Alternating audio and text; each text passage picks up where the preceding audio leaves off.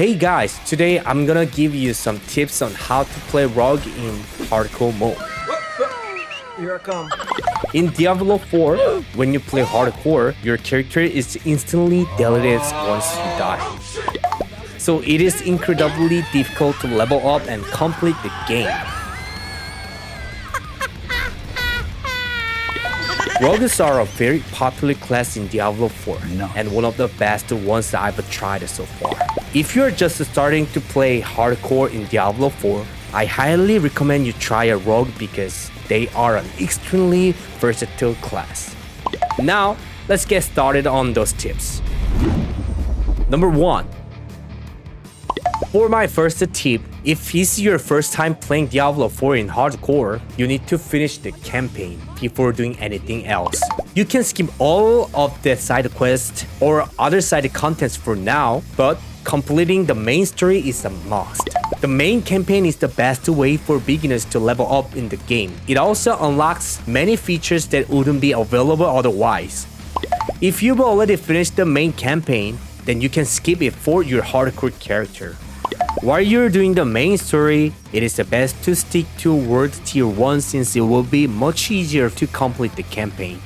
After finishing the campaign, you can level up your world to World Tier 2 before challenging your capstone dungeon.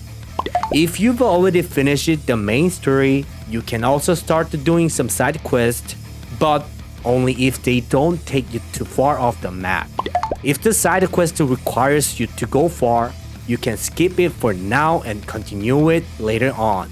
You will get a recipe of Death Evasion Potion while doing Act 1. Make the potion and always drink it when you go into the strong dungeons and the boss stages. I like it. Number 2. As you are leveling up, try to reach the level requirements of each of the strongholds.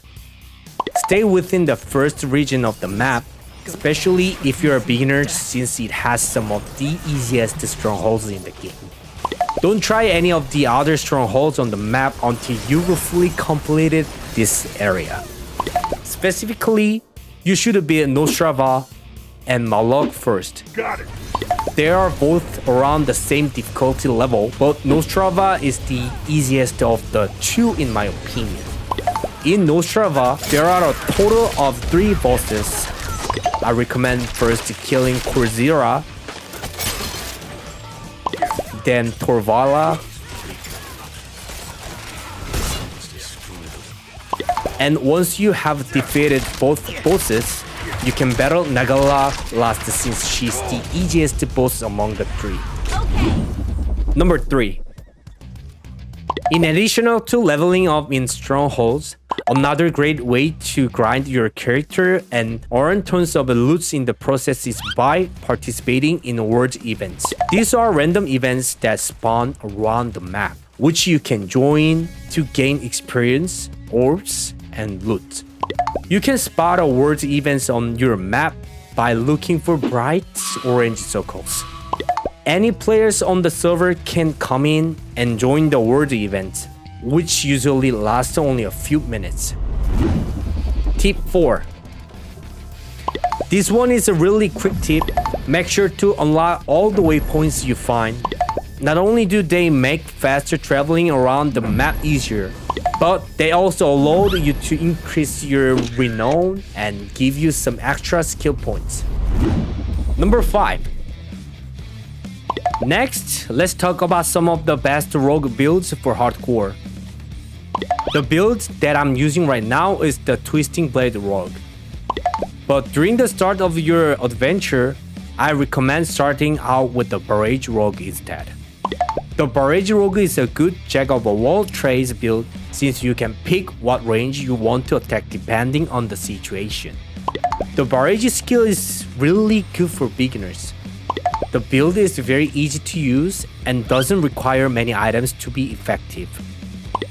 Unlike some of the other builds like Penetration Shot, Flurry.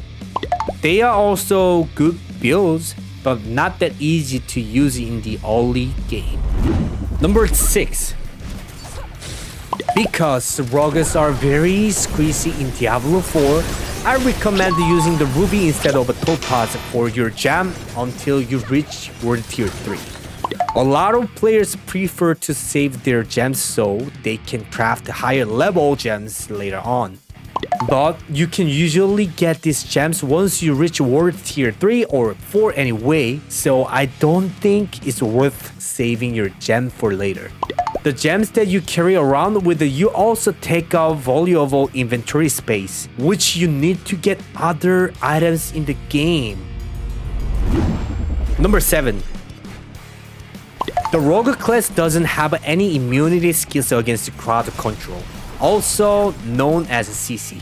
The only skill that doesn't have to remove CC is Shadow Step. So it's important to save this skill and use it only for emergencies. Number 8. Speaking of emergencies, once you reach level 20, scrolls of escape will start to drop from world's events, dungeons, and elite monsters. This will instantly transport you to a safe area on the map no matter where you are. You can use it while you're in a dungeon when you're about to die to instantly teleport you out of harm's way. You can even add these scrolls to your action wall so you can easily access them at any time. Scroll of escapes are very rare drops, so make sure to use them only for emergencies. Number 9. This guide is about how to survive in hardcore. Unlucky.